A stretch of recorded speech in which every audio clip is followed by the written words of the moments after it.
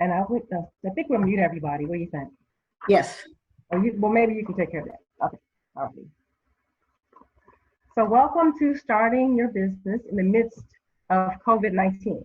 This workshop is sponsored by the Women's Business Center of Kentucky, a program funded by the Small Business Administration and hosted by Community Ventures. The mission of the Women's Business Center is to empower, support, encourage, and equip women for success. I have one little snafu here. I'm going to do the share screen thing. I forgot about that part. I'm learning this as I go, as you can tell. Right?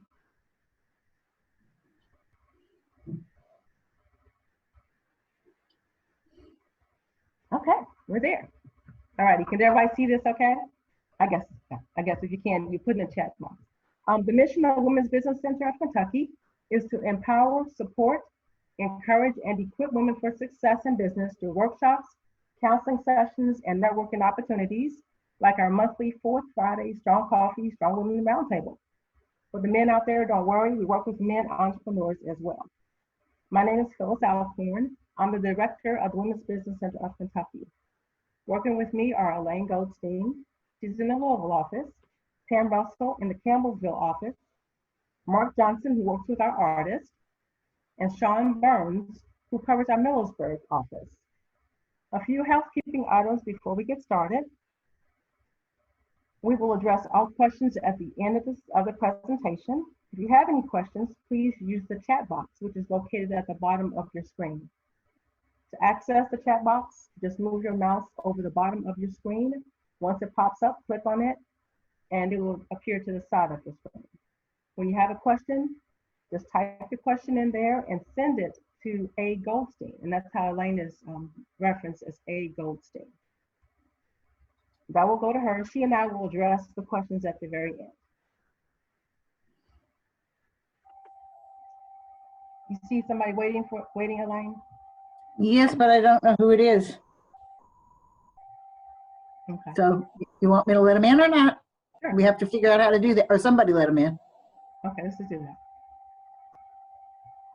In this session and the next, we will go over the steps to start and grow a business, paying particular attention to helping you write a business plan that documents your process and the steps you will take to start and then manage your business so that you can make money, despite an unusual occurrence like this pandemic we are in the middle of. A business plan is where you describe your product or service and then talk about your experience, knowledge, and your qualifications. You will identify things like your goals for the business, why your business exists, who your target market is, why they will buy from you, and what your industry looks like and exactly how you plan to make money. A lot of focus over this past few months has centered around how businesses are really struggling right now, and we can certainly see why. Because of the pandemic, a nationwide shutdown was in place for over a month and threatens to happen again. That shutdown brought this country to a halt. What that meant was businesses were not receiving any revenue. Employees were not receiving a paycheck. And now, possibly your customers, your target market is no longer able to buy from you. Since a business has to receive money to survive, this shutdown brought to light many issues and unthinkable scenarios. Scenario one, if no money is coming in, how will the bills get paid? Scenario two, if no money is coming in, how will I be able to pay my employees? Scenario three, if no money is coming in, how much longer can I stay open? As you can see, going into business and being in business is no joke. You have to have a plan in order to succeed. Anyone can start a business, not everyone can stay in business. I am almost certain none of the business owners out there thought the world would simultaneously shut down and come to a halt like it did. I'm pretty sure no one saw this coming. Some businesses, however, had developed a plan to help them through tough times like this. While they may not have labeled these tough times COVID-19, those business owners that planned for what if figured some unforeseen situation could likely come up where they might have to face a month or two with no revenues or with no money coming in. For those businesses, the doors have remained open through this crisis. For others, unfortunately, they will have to make the hard decision to close. So what can you do to increase your chances for success when starting a new business? Well, you can plan, and plan again. Do your research and always have a plan B, just in case. So basically, it all starts with an idea. So what exactly is your idea? Is there a need for it? Who's your target market? Can they afford to buy what you're selling? Is your idea feasible? What customer problem or challenge are you solving? What skills and knowledge do you have to move this idea forward? How will you generate revenue? What is your expected profit margin? What value will you deliver? That's really important. You have to deliver value, right? So what is your backup plan as well? Okay, so let's talk about the need you feel will be met when you start your business. Since that idea is typically sparked from something you, a friend, or even a family member has needed or wanted that was not available. Simply said, your idea started because a problem wasn't being solved by anyone, at least no one that you know of anyway. You will need to figure out for sure if there is a need if this need is already being met. If so, who's meeting this need? How well are they meeting this need? Where are they located? And how many others are also out there? The question really is, who are my competitors? If there are competitors already out there, is there room for improvement in how they're currently providing this product or service? To find all this out, you'll have to do some research, ask questions, observe. So what product or service are you bringing to the market? Describe it. What problem will you solve? How feasible is it? Does it make sense? Are there rules and regulations in place that might prohibit this from going forward into business? Before you get started with your research, though, you will need to determine what industry your business is in. This is commonly known as your NAICS code, NAICS code, North American Industry Classification System. A NAICS code is defined as a 6-digit classification used to organize establishments into industries according to the similarities in their processes to make goods and services. So each business is classified into an industry and is given or assigned a 6-digit category indicator.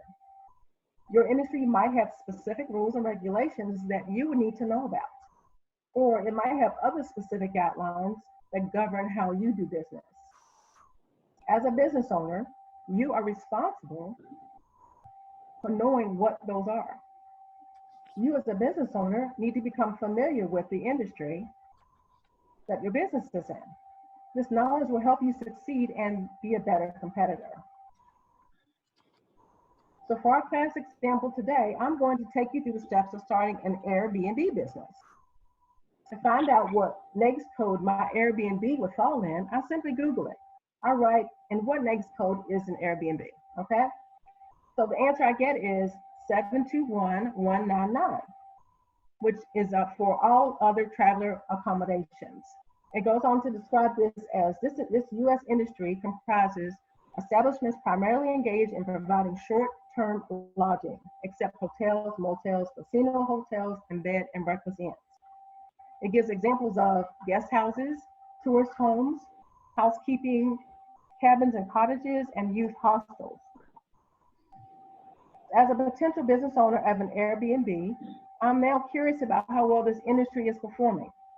Is there money to be made opening an Airbnb, long-term or what? A couple of useful sources for that type of information are the Bureau of Labor Statistics and the Census Bureau. For example, if I want to find out if this industry is growing or in decline, I will access the Bureau of Labor Statistics website, which is www.bls.gov. I will key in my NAICS code of 721199, and I will see what it pulls up about the growth pattern and forecast for this industry. So now that I know what industry my business is in, I need to define and identify the target market I am trying to reach. So who exactly am I targeting with my Airbnb? What is my mission and vision for my Airbnb? Well, for my Airbnb, I am targeting the retirement crowd, those who are 50 years old and older, who are looking for places to lodge as they travel. While I may be targeting a specific demographic, that does not mean I will only accept this market as my customer. All this is saying is my advertising, my branding, my website, my packaging, all of this should be designed to appeal to the market I am targeting.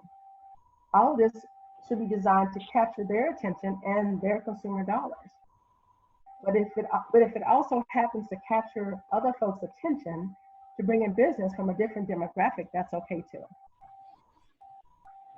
So when identifying my target market, I will need to research things like the frequency of travel, for example. I will need to find out where they typically lodge, when they travel, and how long they stay.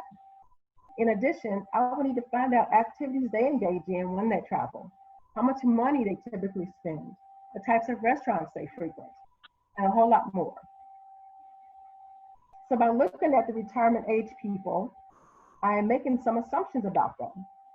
Assumption number one, they like to travel. Assumption number two, they mostly travel with a companion. Whether it's a spouse, whether it's a friend, a family member, they typically travel with somebody. That's my assumption, okay? Assumption number three, they have worked on their jobs long enough to now receive retirement incomes. So I'm thinking if I'm thinking along those lines, I'm saying, okay, they can afford to travel and they can afford to freely travel and they probably don't mind spending a little extra money. Assumption number four, they like nice things. Number five, they're middle to upper income level. And number six assumption is they like comfortable living accommodations.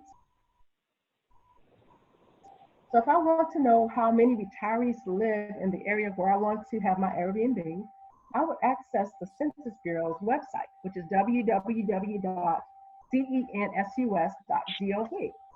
I would key in my location, my city and my state, and I would see what data it provides for me. Typically, it provides things like demographic data. There's median income information, there's marital status information, population information. So that would give you an idea of how many of your particular demographic, your particular target market lives in an area. Since my market is older, there are certain amenities I want to be sure will be available to them. For example, minimal or no steps into the premises, one-floor accommodations, clean and safe, good lighting inside and outside, easy access to public or private transportation options, wheelchair accessible. So those are things that I would, again, consider for my Airbnb that I want to cater to a senior crowd for. Okay, so to truly appeal to your target market, you as a business owner will need to know them inside and out. You need to know their spending habits, figure out if they have enough money to purchase from you, where they live, how often they buy, what is important to them, what influences their buying and spending, and how much they typically spend on items like the ones you are selling. Quite specifically, you will need to become them, totally get in their heads. So in knowing your customer, why and when they buy, what customer need does your product or service satisfy? Do customers put a lot of thought or comparison shopping into buying your type of product or service? What or who influences their decisions? There's a commercial that I like to, that I think is quite funny, where it shows a man buying a new car. He has bought a new car actually. His neighbor comes over and says, "Ooh, I like that. You know, where did you get that car? That's a nice car." And the guy quickly says, "Oh, they don't have any more." So his whole thing is that, okay, I don't want you to get what I got. But some people they look at what their neighbor has, they look at what their friends have, and that's what influences their purchases. So you, as a business owner, need to think about what influences my buyer. What makes them make purchases.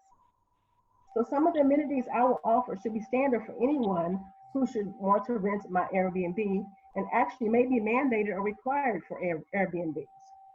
as mandated with possible regulations for this industry. But in any case, I want to be sure these types of amenities are available since I am certain my target market will desire them. So when I ask myself, is there a market for my Airbnb? I'm also asking, is there a need for an Airbnb in my town? Other very important questions I need to answer, have to know answers to are, what problem will I be solving by opening an Airbnb in my town? How much competition is already out there? How many Airbnbs are physically located near the location I am considering? What do they look like? Are they making money? Is there a wait list to stay in them? What is the demand for Airbnbs in my area? How many retirees live in or come to visit my area? Again, if my target market is retirees and there are no retirees here, or they don't even come here, then that's probably not a good idea. Okay, so who are my competitors?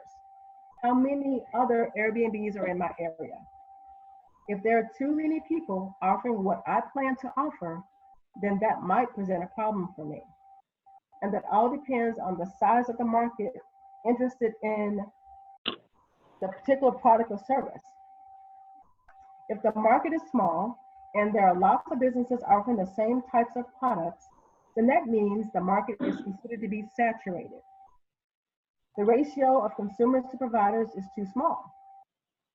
In this case, there will not be enough consumer dollars available for all the competitors. So the basic question is, if there are others providing this product or service, is the market big enough to support another business offering the same product or service? The reverse is true when you have some consumers, the reverse is true when you have more consumers than providers. In that case, there are plenty of dollars available to be spent and not enough providers offering that product or service, meaning there is room to enter the market. Other things to consider would be, what does the future look like for my Airbnb? Are there any special regulations that govern an Airbnb that I need to be concerned with? What threats are there to this industry? So think specifically about this pandemic. How do you think this has affected this industry? What changes might these businesses be going through to remain open during times like this? One thing they might be doing is instituting stricter cleaning procedures. They might also be implementing changes to the way they register and screen their guests. While I'm doing research about my business and my industry, I also need to take a critical look at myself to ask, am I knowledgeable and experienced enough in this industry to open and then run a successful Airbnb? This type of analysis can be best handled through a SWOT analysis. And SWOT simply stands for strengths, weaknesses, opportunities, and threats. As a business owner, you need to undergo this analysis about your ability to run your business and about your business in general. So in essence, it's a good idea to complete 2 SWOT analysis. Okay, so you've done research and you've determined there is a target market out there for you. Okay, you've decided you're qualified to provide this product or service, and you know you have direct experience in this area. So now I need to figure out if there's money to be made selling this, and exactly how will I make money? When considering my business idea, specifically the product or service I plan to offer and my potential market, I need to also ask myself these questions. What will set me apart from the others who are already out there? How will my product or service add value to my customers' lives? Why would anyone want to buy what I'm selling when they have other options out there? So that is my challenge as a business owner. I need to persuade my buyer to spend their money with me. I need to entice my buyer. So how might I do that? Again, I can do this very well as long as I know what truly appeals to my target market. Remember, why they buy? What influences their buying decisions? How often do they buy? What problem am I solving for them? This is the level of detail you will provide in your business plan. In your business plan, you will not only identify what problem or challenge your product or service solves, but more importantly, it will outline how you plan to make money. It will highlight how much you will charge for your products or services, what the competition charges, how much it costs you to produce this product, how much time is spent delivering this service, what levels of expertise are needed to deliver this service efficiently. Who are the best vendors and sources that will provide you the best prices for the products you purchase? Because if you're able to purchase cheaper, you will be able to pass along those cost savings to your customers. They will like you for that and will possibly continue to do business with you as a result. So a business plan is where you write down your vision for your business on paper. It should spell out who you are, where you want to go, and how you plan to get there. It's like a roadmap. It will define how your products and services will be sold, how your supplies and inventory will be ordered.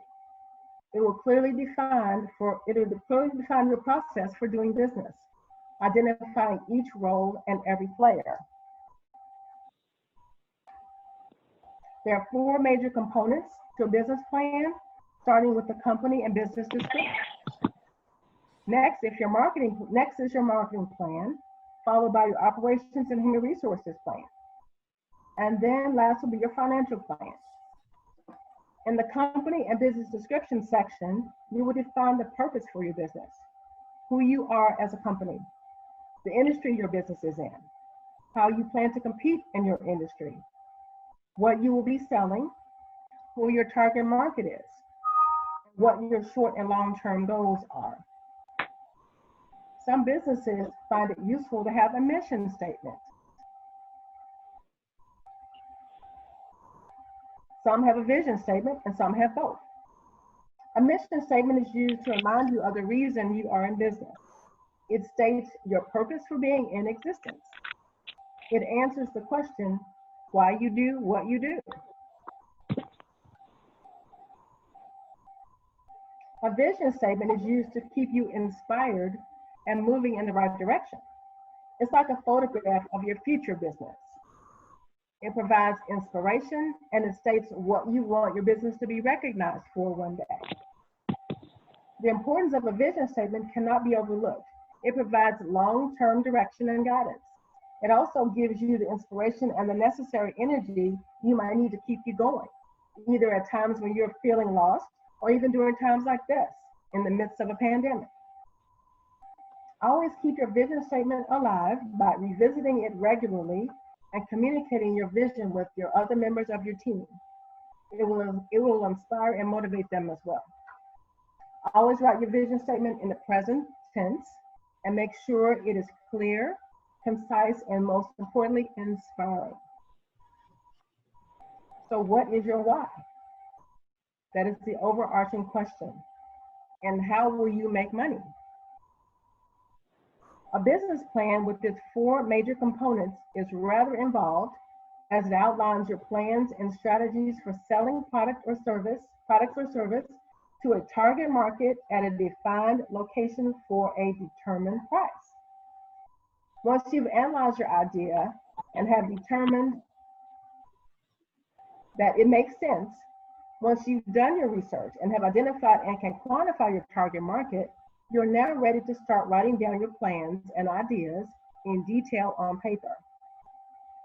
Thoroughly write out your process, describing how you will make sales, how you will make purchases, how you will approach your customers, how you will advertise, how you will interact with your customer, all of that and more, thoroughly providing the details you need to hold you accountable in your business. Now let's talk about a business fundamental or strategy known as the business model canvas, or sometimes it's called the business model concept. A business model is defined as the plan implemented by a company to generate revenue and to make a profit from operations. Basically, this model includes all the components and functions of your business, as well as all the sources of revenue it generates and all the expenses it incurs.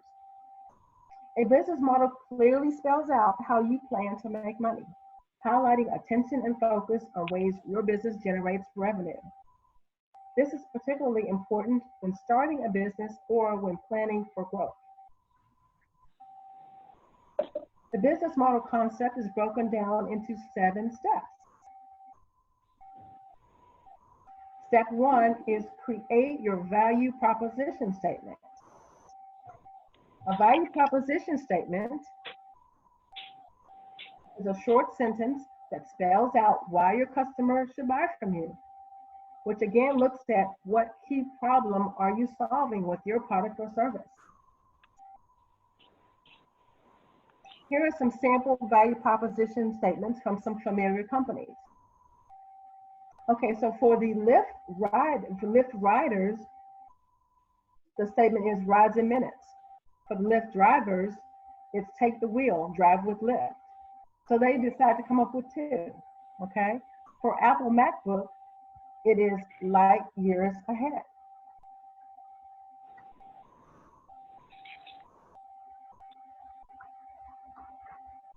The value proposition statement for my Airbnb might be the next best thing to being home, okay?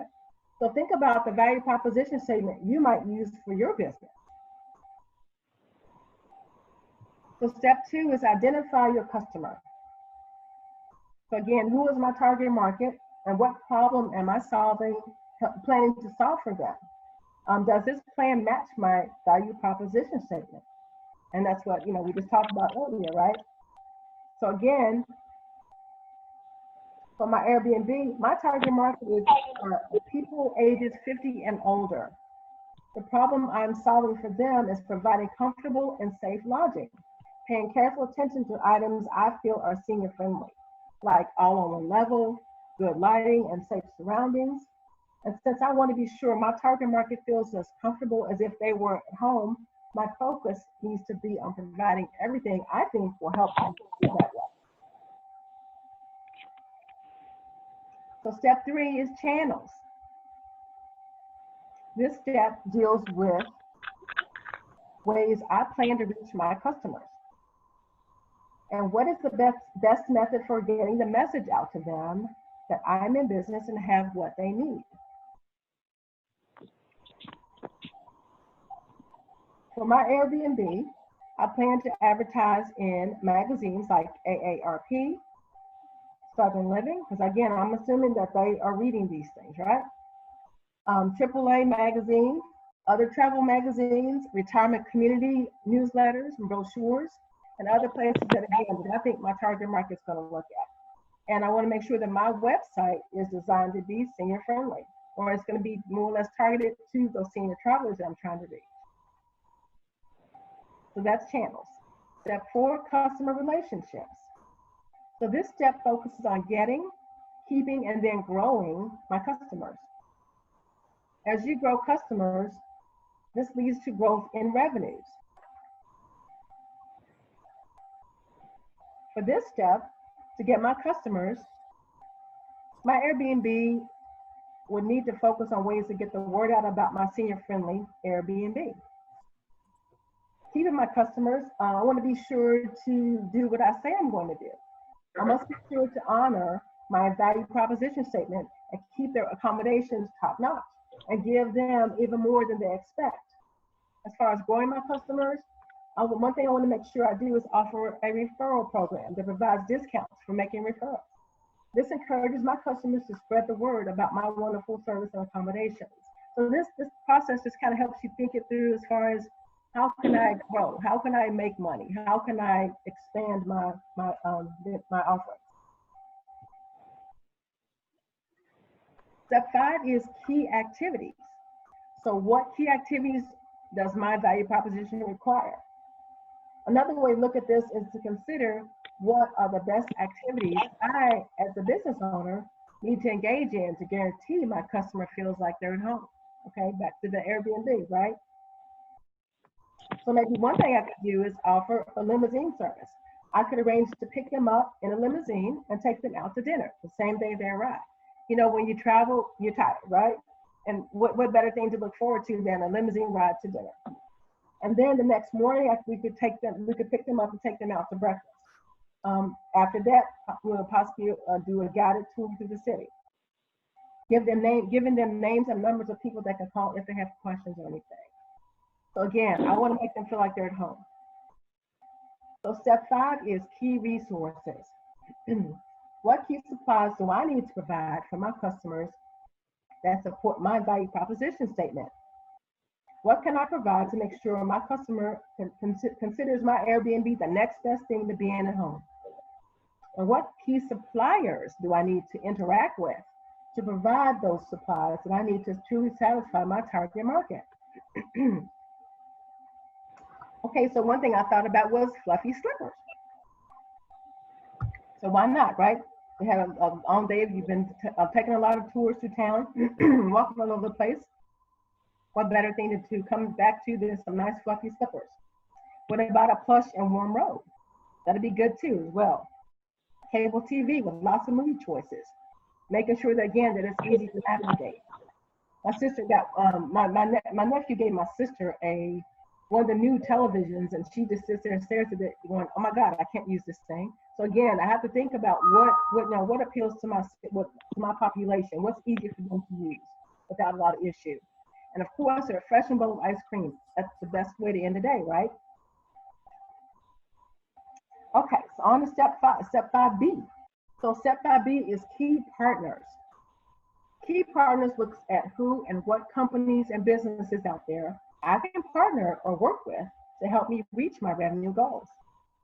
So again, emphasis on revenue and how can you increase those revenues? And what better way than to include partners with this?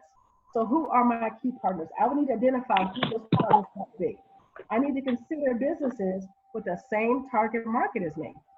I should consider businesses that will benefit from partnering with me as much as I will benefit from partnering with them. So some of the businesses I listed would be Cracker Barrel, Bob Evans, Bed Bath & Beyond, Lowe's, my favorite store, Home Goods, Chambers of Commerce, I know that's not spelled right, local travel agencies. So those are just some of the possible partners I could use. So think about your business. Who could your key partners be? Step 6, revenue streams. This step looks at your various revenue streams. What are you selling? How are your prices? Are they in line with what your customer will pay? How many customers might you reach at these prices? How much does it cost you to provide this product or service? And that's really important. Will customers buy from you one time or will they buy repeatedly? What are your pricing tactics? It could be because me and Can somebody mute their line, please? 98 what? 0. Okay, thanks. For what value is your customer willing to pay? Ideally, you want repeat customers who are paying at the optimal price. That optimal price is the price where you realize the greatest revenue. So for my Airbnb, the revenue streams I've identified are lodging rates. So various lodging rates, nightly, weekly, or monthly. I have amenities, okay? So basically I could have a snack bar, food bar, but maybe like in a hotel where you pay a certain amount for the convenience and the comfort of getting it right there without going to the store, you might give it a little higher price, or you might charge us a little bit more. So that's still identified as a revenue stream. Commission from referrals. Maybe I could again commission something where with a partnership with the local theater where I could offer tickets to my residents to come. So again, identify what revenue streams your business is going to offer. And finally, step 7 is cost structure. What are the most important costs in my business model? Am I paying too much for my product? Which might mean that I might need to charge more in order to get a return on my investment. Ignore that ringing on the back of the line.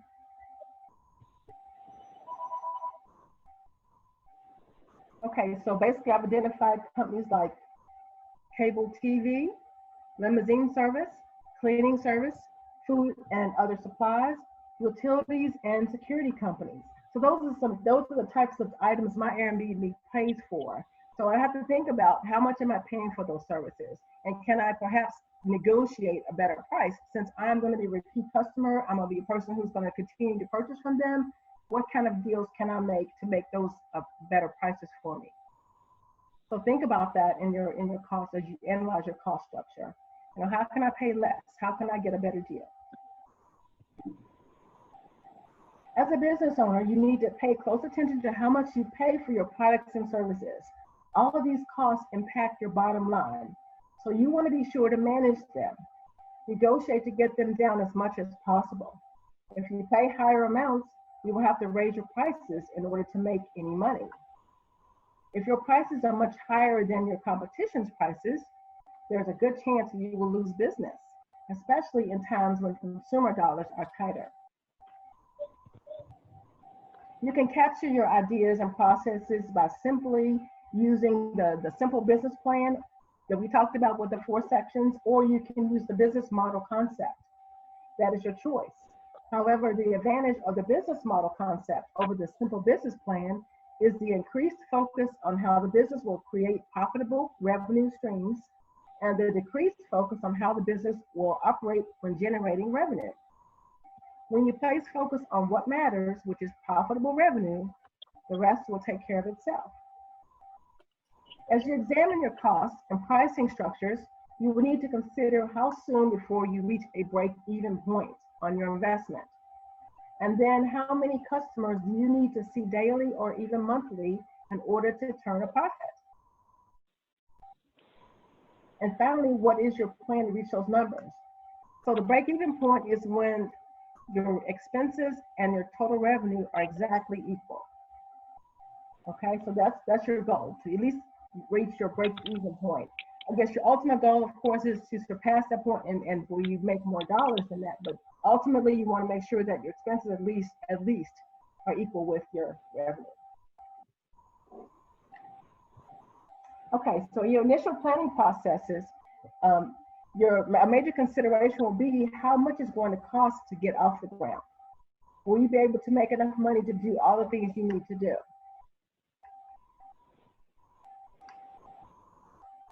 The financial plan of your business plan deals with things like startup and monthly costs, sales forecast and projections, cash flow projections, profit and loss statements, and many other financial documents that define your business. This is generally presented at the very last part of your business plan, but it's important to consider in your initial planning in order to get a better idea of how and if you should proceed with your plans. So the startup costs are the dollars you will need to get your doors open. These are things like business licenses and fees, permits, supplies, rent and deposits.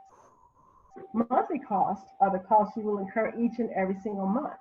So these are the costs that you will incur to keep your doors open.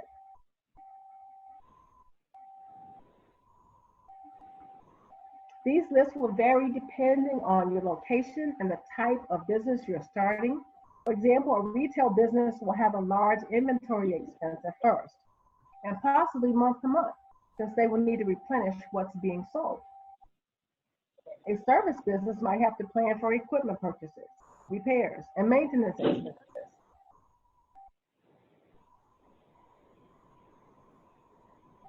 This is just a list of some possible monthly expenses. So let's look at my Airbnb. So what might my startup cost be? Well, basically the property purchase, right? Renovations, cable installation, linen and bedding, furniture, security services.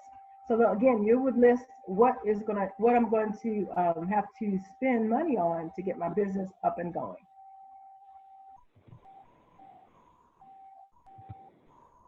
On a monthly basis though, mortgage, utilities, cleaning service, cable TV, advertising. So those might be my monthly costs. I'm sure there are more than that, of course, but that's just a listing of some of the possible ones. So for your business, think about what kind of costs might I look at every single month month to month to month, and what things do I need to replenish on a regular basis? What would I need to get started? You know, when you're starting a business, you decide basically if you are a florist, for example, you would have to do things like buy the refrigeration system, buy your point of sale system. But month to month, you don't have to rebuy those things. So some things you will not have to keep replenishing.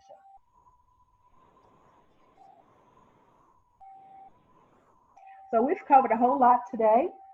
And hopefully you have some, if you have questions, you have put them in the chat box, and we'll go over those in just a few minutes. But what I want you to do is I've dropped the workbook session in the chat area. And this is a new thing, so hopefully everybody has access to it. And I will also email it to you as well. But what I'd like you to do is complete that workbook session. And it's going to basically go through step by step as to your processes and helping you identify your company description and your mission statement.